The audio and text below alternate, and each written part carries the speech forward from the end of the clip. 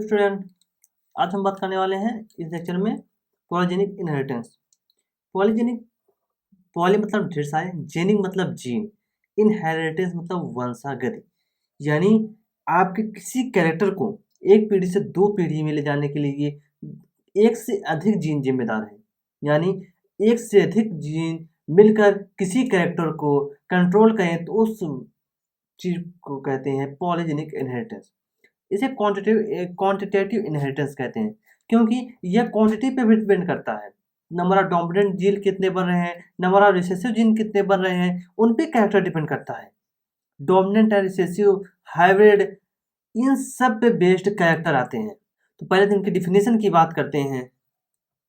अगर डिफिनेशन की बात करें, पॉलीजेनिक इनहेरिटेंस कहते हैं जब एक लक्षण को, जब एक ही लक्षण को एक ही लक्षण को दो या दो से अधिक, यानी एक से अधिक कह सकते हो, दो से अधिक जीन मिलकर,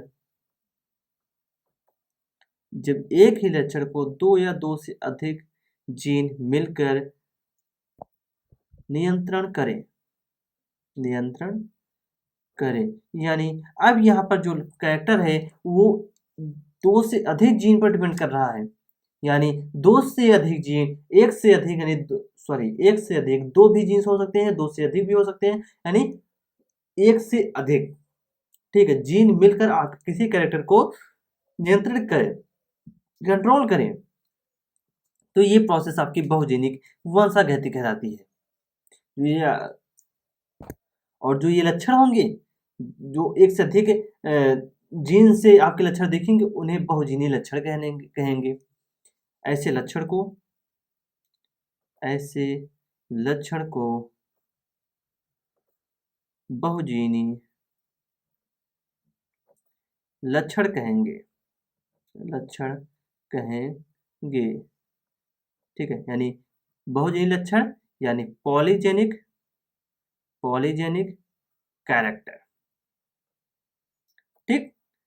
और यहाँ पर डिफिनेशन हमने पढ़ा किसका, पॉलीजेनिक, पॉलीजेनिक इनहेरिटेंस का, इनहेरिटेंस, पॉलीजेनिक इनहेरिटेंस का आपने पढ़ा कि दो या दो से अधिक लक्षण, सॉरी, एक ही लक्षण को दो या दो से अधिक जीन मिलकर कंट्रोल करें, पॉलीजेनिक इनहेरिटेंस होगा। और एक ऐसे जो लक्षण होंगे, जो कंट्रोल होने वाले लक्षण होंगे, उन्हें पॉलीजेनिक कैरेक्टर बोलेंगे या बहुजीनी लक्षण। इसी के साथ साथ इसमें होता क्या है, जो लक्षण है उनकी इंटेंसिटी ऑफ डोमिनेंट कैरेक्टर, यानी जितने भी प्रभावी कैरेक्टर होंगे वो इस पर भी डिपेंड करते हैं कि आपका जो पॉलीजेनिक इनहेरिटेंस होता है, इस पर ये डिपेंडेंस होती है। यानी कहने का मतलब है, नंबर ऑफ डोमिनेंट एलील जितने होंगे, नंबर ऑफ डोमिनेंट एलील जितने होंगे, वो आपके कैरेक्टर को कंट्रोल करेंगे। क्योंकि यहाँ पर ऐसा आता है कि जो ह्यूमन का स्किन कलर इसी का एग्जांपल है। ह्यूमन स्किन कलर में होता है, जितने ज़्यादा डोमिनेंट कैरेक्टर होंगे, तो जितने ज़्यादा डोमिनेंट आपके एलील होंगे, उतने ज़्यादा आपके चेहरे में या बॉडी में ब्लैकनेस आएगा। तो डिपेंड ये कर रहा है कि नंबर ऑफ एलील, कितने डोमिनेंट नंबर ऑफ एलील है, उस पर आपकी बॉडी का कलर बता रहा है। अगर डोमिनेंट एलील कम होते जाएंगे, बॉडी आपका ब्लैकनेस से व्हाइटनेस, यानी आप कालेपन से आप गोरेपन में जाने लगोगे। सबसे ज़्यादा जिसमें रिसेसिव जीन होंगे, सबसे ज़्यादा जिससे रिसेसिव जीन होंगे, वो सबसे ज़्यादा गोरा होगा व्यक्ति। तो ये इसके साथ साथ इसका एग्जांपल गेहूं के दाने में भी ये देखा गया है, पॉलीजेनिक इनहेरिटेंस का। तो हम कहेंगे वंशागति, वंशागति, ठीक है, वंशागति में लक्षणों, ठीक है, तो लक्षणों की सघनता या इंटेंसिटी, सघनता या आपकी मात्रा, मात्रा यानी इंटेंसिटी, इंटेंसिटी, प्रभावी जीन, प्रभावी जीन यानी बोलेंगे डोमिनेंट, डोमिनेंट, डोमिनेंट जीन पे भी डिपेंड करता है। डोमिनेंट जीन की संख्या पर निर्भर करता है,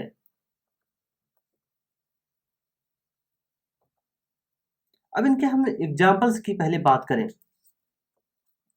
अगर इनके एग्जाम्पल बात करें, पहला एग्जाम्पल इसमें आएगा मनुष्य के स्किन का रंग, मतलब मनुष्य की जो त्वचा है उसका रंग, मनुष्य में त्वचा का रंग। ठीक, ये पहला एग्जाम्पल है। दूसरा एग्जाम्पल आता है गेहूं के दाने के रंग, गेहूं के दाने का रंग। ठीक है, तो कलर ऑफ व्हीट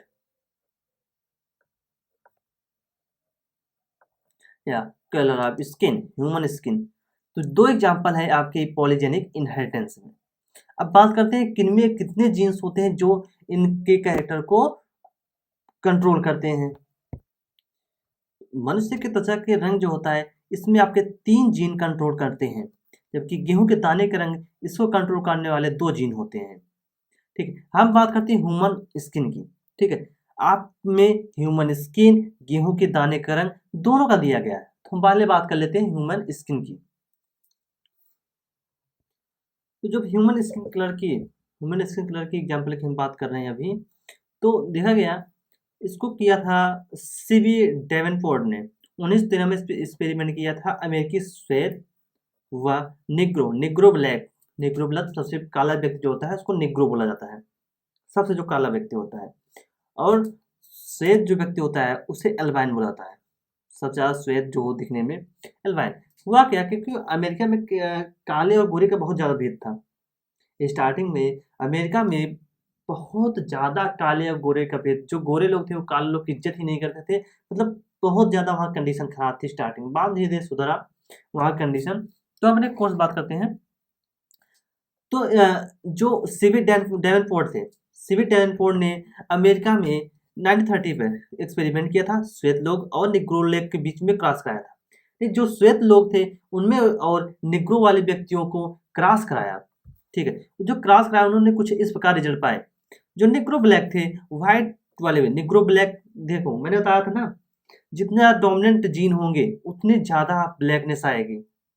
ठीक है, ब्लैक व्यक्ति उतना ज़्यादा होगा जितने ज़्यादा डोमिनेंट जीन होंगे। तो इसमें 3 जीन बताया था मैंने, 3 जीन आपके कुछ इस प्रकार, capital A, capital B, capital C, capital C. ठीक है, यहाँ पर इसके रिसेसिव वाले जीन, तो जितने ज़्यादा रिसेसिव, ये देखो 3 जीन कैसे रिसेसिव हैं, तो व्यक्ति एकदम व्हाइट हुआ, एल्बाइन। ठीक है, और तीनों अगर डोमिनेंट वाले हैं तो नेग्रो ब्लैक हुआ। उनके बीच क्रॉस कराया गया तो F1 पीढ़ी में जो मिले सब इंटरमीडिएट वाले मिले। इंटरमीडिएट यानी म्यूलेटो बोलते हैं सांवलापन को। Capital A small A, capital B small B, capital C small C, ये आपके म्यूलेटो टाइप यानी सांवलापन F1 जनरेशन में सब ऐसे ही मिले। अब F2 जनरेशन की तरफ बढ़ते हैं। जैसे आपने डाई हाइब्रिड क्रॉस कराया था, यहाँ पर आपको नहीं लगता 3 जीन है, 3 जीन है, ट्राई हाइब्रिड क्रॉस होगा। सेम उसी तरह आपके गैमेट्स बनेंगे, उसी प्रकार आपका फ्यूजन होगा। तो फाइनली F2 जनरेशन में जो रिजल्ट आया फिनोटाइप का, हम उस पर देखते हैं, उसी पर हमारा क्वेश्चन बेस्ड होगा। और इसमें जो जीन थे मैंने आपको दिखाना भूल गया, मैं आपको आगे बताता हूँ। जो जीन्स थे वो कुछ इस तरीके से, ये आपके रहे तीनों जीन। जो आपके पहले आया capital A small A, capital B small B, capital C small C. ठीक, ये इनके हेट्रोजाइगस आपके हेट्रोजाइगोट जीन हुए तीनों। अब इसमें कहते हैं जितने ज़्यादा डोमिनेंट जीन होंगे, जितने ज़्यादा डोमिनेंट जीन उतना ही ज़्यादा ब्लैकपन या कालापन, और जितने ज़्यादा रिसेसिव जीन होंगे या बोलो जितने कम डोमिनेंट जीन उतना ज़्यादा गोरापन आपको मिलेगा। ये आप दिमाग में बैठा लीजिए, ऐसा ही होगा। तो यह कह सकते हो नंबर ऑफ डोमिनेंट एलील बोलो या gene allele direct proportional to level of blackness यानी कालापन। जितना ज़्यादा डोमिनेंट एलील, जितना ज़्यादा डोमिनेंट जीन होंगे उतना ज़्यादा ब्लैकनेस आएगा। ठीक, अब हम बात करते हैं F2 पीढ़ी में। जो आपको जीन मिले intermediate, capital A small A, capital B small B, capital C small C. ठीक, अब इनमें जब F2 जनरेशन में गैमेट्स बने, सेल्फ फर्टिलाइजेशन हुआ, उसके बाद जो फिनोटाइप रेशियो आया उसको हम देखते हैं। F2 में फिनोटाइप रेशियो, फिनोटाइप रेशियो, क्योंकि हम इसको इसी से मतलब है, इसी से हमको मतलब है, इसी से हमारा लेना देना है। इसमें आप तीन तीन जब कॉम्बिनेशन बनाओगे टोटल 64 आपके कॉम्बिनेशन बन के आएंगे। 64 प्लांट्स में जबकि 64 टाइप के जो आपके जीनोटाइप मिलेंगे, 64 जीनोटाइप्स। तो जो आपके F2 जनरेशन में टोटल आपके फिनोटाइप रेशियो की बात करें वो कितने हैं? 7। अब उन 7 फिनोटाइप रेशियो को ही हमको ध्यान रखना है, उन्हें ही हमें उनसे ही मतलब है, क्योंकि यहाँ से क्वेश्चन पूछे जाने की संभावना है। तो उस बात करते हैं पहला, नेग्रो ब्लैक डोमिनेंट जीन सबसे ज़्यादा। देखो टोटल आपके जो डोमिनेंट सॉरी टोटल जो आपके जीन है 3 है, टोटल कॉम्बिनेशन आपके 6 एलील होंगे, एलील तो आपके 6 ही होंगे, ठीक है। अगर 6 एलील आपके डोमिनेंट वाले हैं, 6 एलील आपके डोमिनेंट से रिलेटिव है, तो आप में जो कलर आएगा वो ब्लैक आएगा, नेग्रो ब्लैक आएगा। इसमें number of dominant allele 6 dominant allele आपके, ये देखिए 1 2 3 4 5 6 एलील है, क्योंकि जीन थे आपके, जैसे कैपिटल ए 2 जीन हो गए, लेकिन इसके 2 एलील हुए कि नहीं? एलील तो 2 है, एक ये टोटल 2 एलील है। तो जीन आपके एक जीन के 2 एलील, यहाँ पर टोटल 3 जीन लिए थे, टोटल 6 एलील होंगे कि नहीं? अगर 6 एलील डोमिनेंट फॉर्म में है, जैसे कैपिटल जो आपने आपका कॉम्बिनेशन आया capital A capital B capital C तीनों आपके डोमिनेंट फॉर्म में आए, यानी कैपिटल ए कैपिटल सी इस फॉर्म में आ गया, आपके 6 डोमिनेंट एलील है।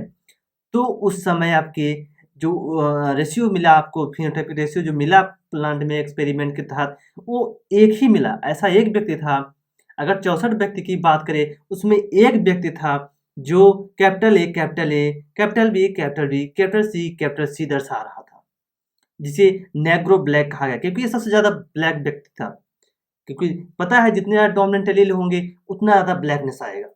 उसके बाद देखा गया डोमिनेंट एलील कुछ कम हुए, 5 डोमिनेंट एलील, एक रिसेसिव एलील आ गया, वहां पर ब्लैकनेस अब थोड़ा कम हुआ, बोला गया वेरी डार्क ब्राउन। ब्राउन व्यक्ति भी जो होता है, ज्यादा ब्राउन हो जाए तो चेहरा को कैसा ब्लैकनेस माना लगता है, तो वेरी डार्क ब्राउन व्यक्ति कहा गया। उसके बाद डोमिनेंट एलील और कुछ कम हुए।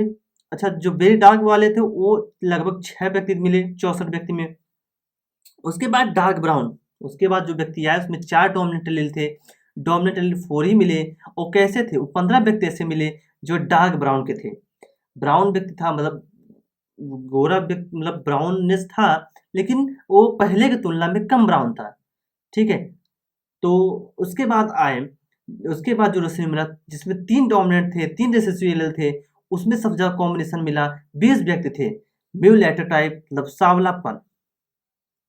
सावलापन, इसके लगभग 20 व्यक्ति मिले, 3 डोमिनेंट एलील थे। उसके बाद डोमिनेंट एलील की संख्या कुछ और कम हुई, 2 डोमिनेंट एलील, तो बचे कितना? उसमें 4 रेसेसिव होंगे, 4 रेसेसिव होंगे, ठीक। और ये D4 क्या होता है? डोमिनेंट। ओके, तो इसमें जो आपके 4 रेसेसिव एलील होंगे, 2 डोमिनेंट एलील, तो लाइट ब्राउन कलर आएगा, हल्का ब्राउन। तो व्यक्ति थोड़ा अब सावले से गोरे में जाना स्टार्ट हो गया। इसके 15 व्यक्ति मिले। यहाँ देखो वेरी डार्क ब्राउन जो थे, सॉरी डार्क ब्राउन थे वो 15 व्यक्ति मिले, लाइट ब्राउन थे वो भी 15 व्यक्ति मिले। उसके बाद व्यक्ति और गोरेपन में आया, वेरी लाइट बहुत हल्का ब्राउन, यानी अब वो गेहुआ कलर यानी व्हाइट कलर में आने लगा। तो वो एक व्यक्ति, सॉरी 5 व्यक्ति, एक डोमिनेंट एलील थे इसके, डोमिनेंट एलील इसके भी एक थे, और ये भी आपके 6 व्यक्ति ऐसे मिले। और जिसमें 0 डोमिनेंट एलील थे, सब के सब कैसे है? रेसेसिव। इसमें सब के सब रेसेसिव एलील मिले, रेसेसिव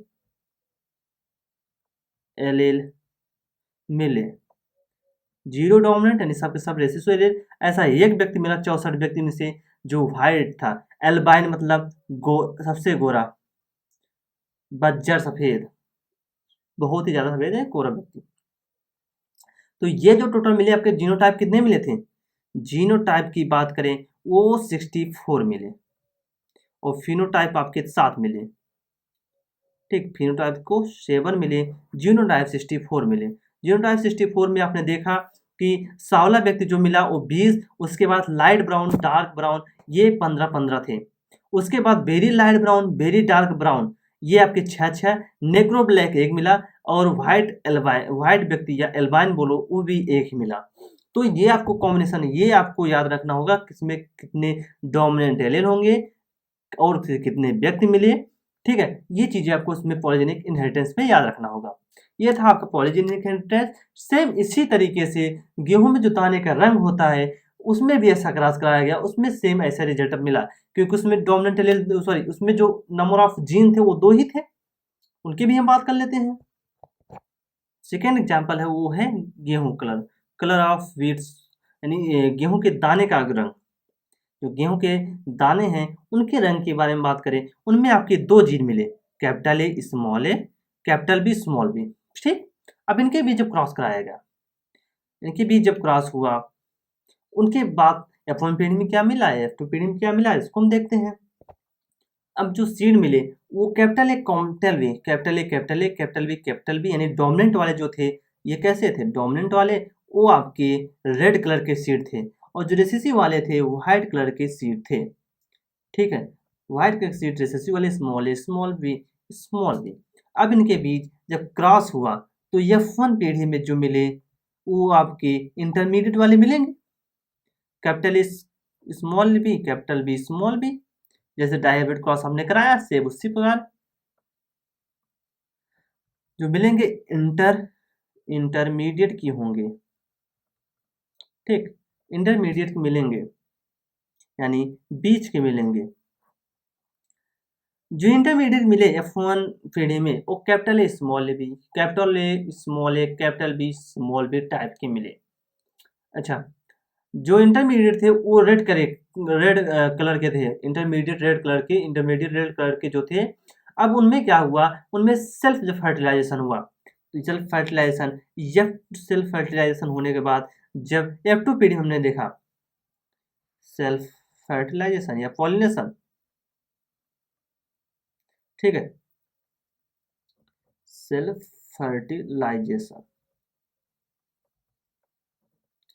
फर्टिलाइजेशन हुआ, और F2 पीढ़ी में हम डायरेक्ट फिनोटाइपिक रेशियो और जीनोटाइपिक रेशियो देखेंगे।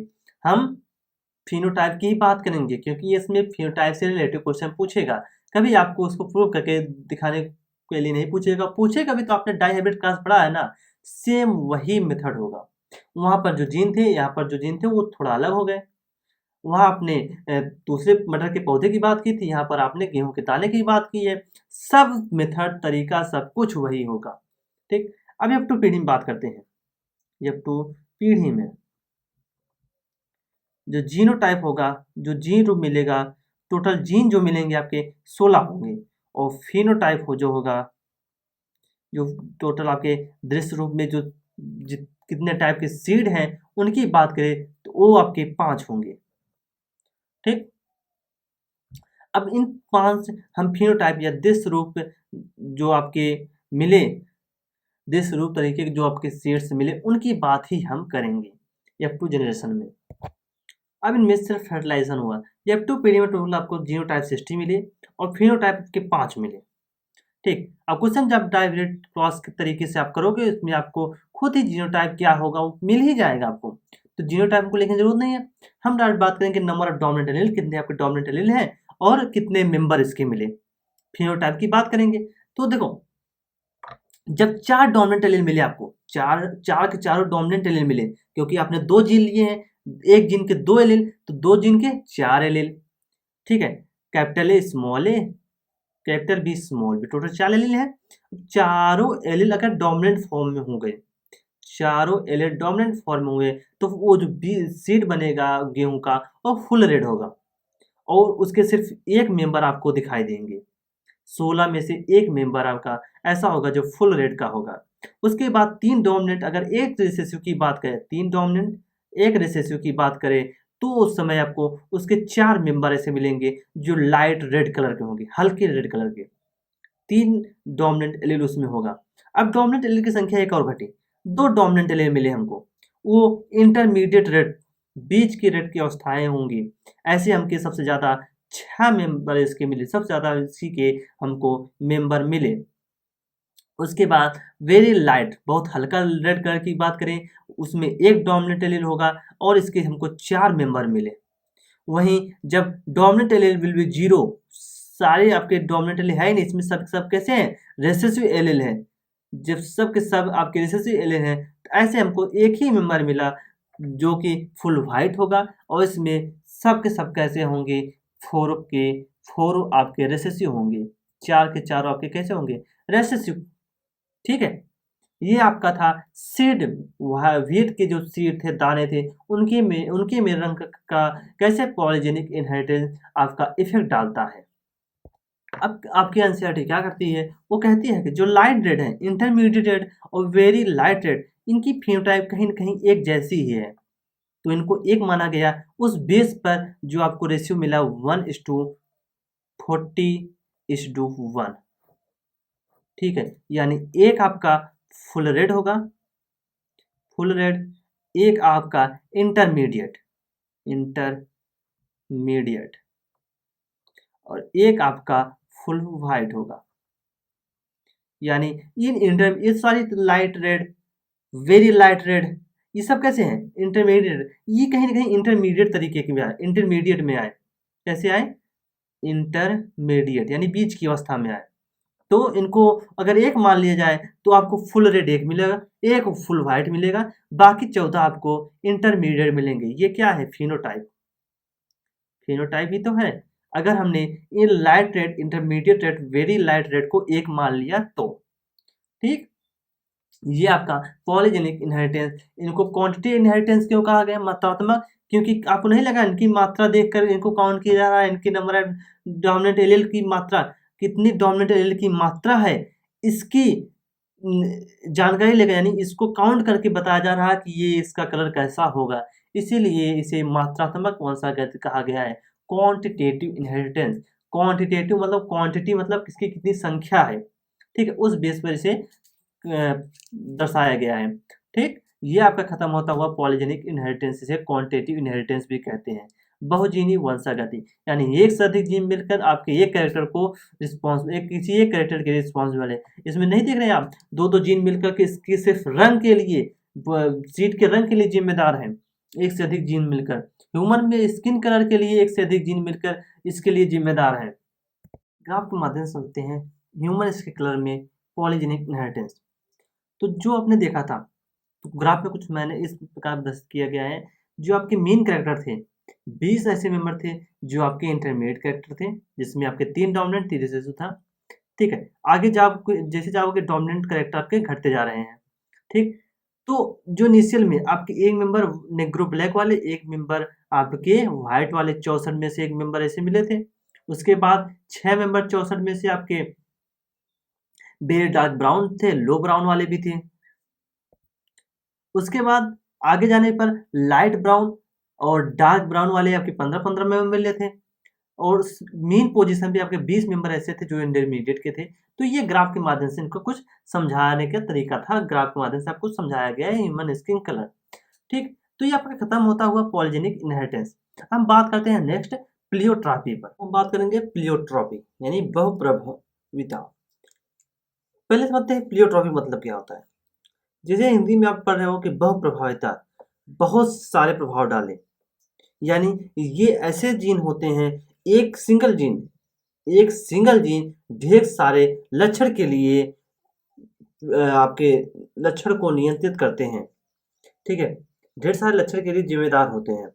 यानी पॉलीजेनिक इनहेरिटेंस देखा था, ढेर सारे जीन मिलकर एक कैरेक्टर या एक लक्षण को कंट्रोल कर रहे थे। जैसे ह्यूमन स्किन कलर, सिर्फ स्किन के कलर को कंट्रोल करने के लिए उसमें 3 जीन थे, लेकिन यहाँ पर आपको मिलेगा कि सिंगल जीन, जो एक से ज्यादा ऐसे जीन जो एक से ज्यादा लक्षण को कंट्रोल करे या नियंत्रित करे, बहुप्रभाविता कहलाता है।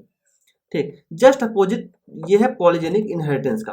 पॉलीजेनिक इनहेरिटेंस में ढेर सारे जीन आपके एक कैरेक्टर कंट्रोल करते थे, यहाँ पर ऐसे जीन या एक जीन आपके ढेर सारे कैरेक्टर को कंट्रोल करेगा, एक से अधिक लक्षण को।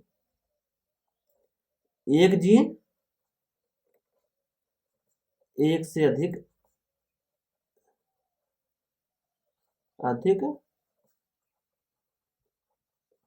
लक्षण को कंट्रोल करे। ठीक, एक से अधिक लक्षणों को कंट्रोल करने के लिए सिर्फ यहाँ पर एक जीन है। एग्जाम्पल की बात करें, जैसे कि मटर के पौधे में एक ही जीन नियंत्रित करता है कौन कौन सी चीजें, यानी मटर का जो पौधा है उसमें सिर्फ एक जीन इन 3 कैरेक्टर के लिए जिम्मेदार होता है, यानी बीज चोल का रंग यानी सीड का कोड, जो सीड का बाहरी खोल है उसका कलर कैसा होगा, पुष्प का रंग यानी फ्लावर कलर कैसा होगा, ये भी कंट्रोल करता है। पत्तियों के कक्ष में लाल धब्बे यानी रेड स्पॉट पड़ जाना, एक्जाइल ऑफ लीफ पत्तियों की जो एक्साइल होती हैं उनकी सॉरी उन पर आपके धब्बे पड़ जाना। ठीक है, अब ऐसे जो पत्तियों पर धब्बे पड़ जाना, कोई मतलब कोई ज़्यादा दिक्कत नहीं है। अब पत्तियों पर धब्बे पड़ जाने या पत्तियों के कच्चे पर धब्बे पड़ जाना, इसके साथ साथ सीड कोट का रंग, पुष्प कलर, ये सारे कैरेक्टर सिर्फ एक जीन द्वारा नियंत्रित किए जा रहे हैं। ठीक है, तो ये किसका एग्जाम्पल है, प्लियोट्रॉपी। ध्यान रखना, प्लियोट्रॉपी पॉलीजेनिक, ये दोनों अपोजिट होते हैं। पॉलीजेनिक ढेर सारे जीन एक कैरेक्टर को कंट्रोल करते हैं, प्लियोट्रॉपी में एक जीन ढेर सारे कैरेक्टर को कंट्रोल करते हैं। ठीक, ये था आपका मटर के पौधे में एक जीन एक से अधिक कैरेक्टर को कंट्रोल कर रहा था। नेक्स्ट एग्जाम्पल देखते हैं। नेक्स्ट एग्जाम्पल आपका फिनलकेटोनुरिया। फिनलकेटोनुरिया यह आपके अंदर बीमारी होती है phenyl alanine hydroxylase. Phenyl alanine hydroxylase का फॉर्मेशन न होने से इसमें कुछ ऐसे केमिकल्स बनते हैं जो आप में अल्पबुद्धिता, मेंटल डिफिशिएंसी, यानी जो उसकी मेंटली जो व्यक्ति होगा वो थोड़ा उसमें डिसऑर्डर आ जाएगा, यानी वो उतना बुद्धिमान नहीं होगा, बुद्धिमानहीन हो जाएगा, अल्प बुद्धि, उसमें बुद्धि कम होगी। साथ में मूत्र पसीने में बदबूदार आना, क्योंकि यहाँ कीटोन जैसी चीजें निकलती हैं, वो सब आप आगे एक टॉपिक मिलेगा फिनलकेटोनुरिया का, वहां पर आप खुद ही सीख आओगे। इसके साथ साथ में हेयर लॉस होते हैं, स्किन पिगमेंटेशन यानी स्किन में का जो स्किन कलर है वो व्हाइट होने लगता है, स्किन पिगमेंटेशन यानी अलग से पिगमेंट निकलने लगते हैं, व्हाइट कलर का दिखने लगता है, ये सारी डिफिशियंसी इसमें होती है। नेक्स्ट एग्जाम्पल बात करते हैं सिकल सेल एनीमिया के बारे में, जो ह्यूमन में है। ह्यूमन में मनुष्य कहते हैं, मनुष्य में sickle cell anaemia. Sickle cell anaemia की जीन बहुप्रभावी जीन होती है, HbS हीमोग्लोबिन, Hb मतलब हीमोग्लोबिन,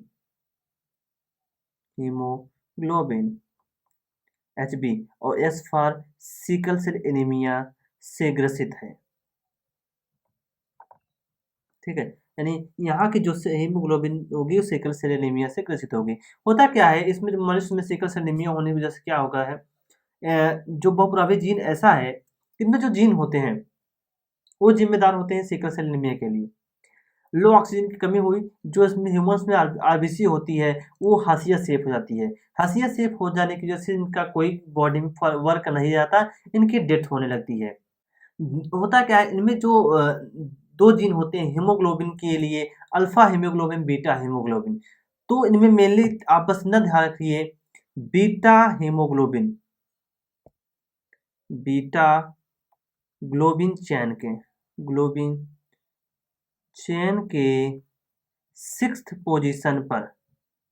पोजीशन पर होता क्या है, ग्लूटामिक एसिड होता है, GLU ग्लूटामिक एसिड से वैलिन हो जाता है, इसका शॉर्ट फॉर्म है VAL, तो पूरा वैलाइन।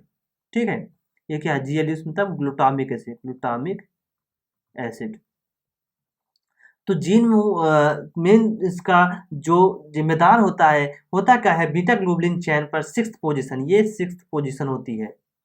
ठीक है, 6th पोजीशन पर जो आपकी एमिनो एसिड होती हैं, ये क्या है, ग्लूटामिक एसिड एमिनो एसिड है, ये एमिनो एसिड ग्लूटामिक एसिड से वैलाइन कन्वर्ट हो जाती है, जिससे जो ऑक्सीजन आती है वो आरबीसी ऑक्सीजन को पकड़ने में कैपेबल नहीं होती। क्यों नहीं कैपेबल होती है, क्योंकि जो इसकी आरबीसी सेफ होती है समय हसिया सेफ हो जाती है, और जिसकी वजह से यह ऑक्सीजन का कैरी मतलब हीमोग्लोबिन जिसमें होता है ऑक्सीजन का कैरी नहीं कर पाता है, इसकी वजह से हमारी बॉडी में बहुत डिसऑर्डर स्टार्ट हो जाते हैं। लेकिन इससे एक बेनिफिट है, जब हमारी सेल्स आरबीसी की सेल्स हाशिया सेफ हो जाती हैं, तब हमें बीमारियों से लड़ने की क्षमता प्रतिरक्षित मतलब एक प्रतिरक्षा प्रतिरोधी तंत्र मिल जाता है। होता है क्या, जब आरबीसी जो मलेरिया कराने वाली मक्खी होती है, तो मच्छर होते हैं, जिसे बोलते हैं फीमेल आपकी एनाफ्लीज के साथ-साथ फीमेल आपकी एनाफ्लीज, ये होता है, ये मच्छर का एक स्पीशीज़ है, ठीक है? उसके काटने पर जो प्लाज्मोडियम फाल्सीपेरम बैक्टीरिया होता है, ये इनसाइड आपकी सॉरी बैक्टीरिया नहीं होता, प्रोटोज़ोआ होते हैं। ये आपके बॉडी के अंदर एंट्री करते हैं। बॉडी के अंदर एंट्री करने के प्रोसेस आरबीसी के सेल को भ्रष्ट करते हैं। आरबीसी के सेल्स को भ्रष्ट तब कर पाते थे, लेकिन अब ये आरबीसी के सेल को तोड़ने में असफल हो जाते हैं, क्योंकि इनकी शेप सिकल सेल यानी हंसिए के जैसे आकार की होने की वजह से। यानी अब यह बंदा आपका मलेरिया से बच सकता है। तो इस बीमारी से ग्रसित व्यक्ति हेमोलिटिक एनीमिया के साथ-साथ प्लाज्मोडियम फॉल्सीपेरम जो प्रोटोजोआन है, आपको कराता है मलेरिया। प्लाज्मोडियम फॉल्सीपेरम से होने वाला मलेरिया से बच सकते हैं। यानी आप में हेमोलिटिक एनीमिया यानी हीमो होता क्या है, जब आरबीसी पे अटैक करती हैं, जो हीमोग्लोबिन होती है उसको तोड़ती है, तो हीमोज्वाइन और टॉक्सिक आपकी सब्सटेंस निकलती हैं। ये सब आप सिकल सेल एनीमिया में पढ़ोगे। वहाँ पर आपको ढेर सारी बीमारियाँ होने लगती हैं, उन सब से आप बच सकते हो। साथ में आप सबसे बड़ी बात मलेरिया से आपके अंदर प्रतिरोधक क्षमता आ जाएगी। यानी आपकी जब आरबीसी एससीएस सेल ऐसा कि सिकल सेल एनीमिया यानी हँसिया सेफ हो जाएगी, उस समय आप मलेरिया जैसी बीमारी से बच सकोगे। लेकिन आप में और सारे आपके जो टिश्यूज़ होंगी उनमें आपके डिसऑर्डर तो स्टार्ट हो जाएँगे, ठीक है? क्योंकि बीटा ग्लोबुलिन ध्यान रखना, बीटा ग्लोबुलिन 6th पोज़ीशन पर ग्लूटामिक एसिड से वेलिन का आना, ये के लिए बेहद इम्पोर्टेंट है। तो हमने क्या पढ़ा? प्लियोट्रॉप। प्लियोट्रॉप में क्या होता है? एक जीन एक से अधिक लक्षण के जिम्मेदार होता है, ठीक है? सबसे पहले हमने देखा मटर के पौधे में। मटर के पौधे में जो एक जीन होता है, वो कंट्रोल करता था आपके सीड कोट, बीज चोल, ठीक है? पुष्प का रंग, साथ में पत्तियों के कक्ष में लाल धब्बे, red spot in axil of leaf, ठीक है? ये इनको आपके कंट्रोल करता था इन चीज़ों को। उसके बाद उसने ह्यूमन की बात करें, ह्यूमन में सिकल सेल एनीमिया स्क्यूरस होता है, जो बहुप्रभाविता दिखाता है। इसकी वजह से होने पर 6th पोजीशन आपकी beta globulin chain glutamic acid से वेलिन कन्वर्ट हो जाता है। यानी एमिनो एसिड जो ग्लूटामिक एसिड था, वो वेलाइन नाम की एमिनो एसिड बना देती है, जिसकी वजह से आपकी आरबीसी हाशिया सेफ हो जाती है, और वो ऑक्सीजन को अब उतना कैरी नहीं कर पाती है, जिसकी वजह से आरबीसी की डेथ होने लगती है। बाद में धीरे-धीरे आपके बॉडी में ढेर सारे डिसऑर्डर होंगे, आप में भी डेथ हो सकती है। और इसके साथ-साथ जब आपकी ये बीमारी होती है, सिकल सेल एनीमिया होने की वजह से आप में हेमोलिटिक एनीमिया और मलेरिया जैसी बीमारी से आपको बचाव मिलता है, प्रतिरोधक क्षमता आ जाती है बॉडी में। तो ये आपकी थी पॉलीट्रॉफी, बहुप्रभाविता एंड पॉलीजेनिक इनहेरिटेंस, दोनों को हम लोग समाप्त किया। ठीक, नेक्स्ट लेक्चर हम बात करेंगे अगली टॉपिक सेक्स डिटरमिनेशन यानी लिंग का निर्धारण कैसे होता है ह्यूमंस में और दूसरे जानवरों में, हम देखेंगे। ठीक, थैंक यू, धन्यवाद। जो नोट्स है, ये जो हमारा नोट्स है, ये आपको हमारे डिस्क्रिप्शन बॉक्स में मिल जाएगा, आप वहाँ जाकर डाउनलोड कर लीजिएगा। ठीक, थैंक यू, धन्यवाद।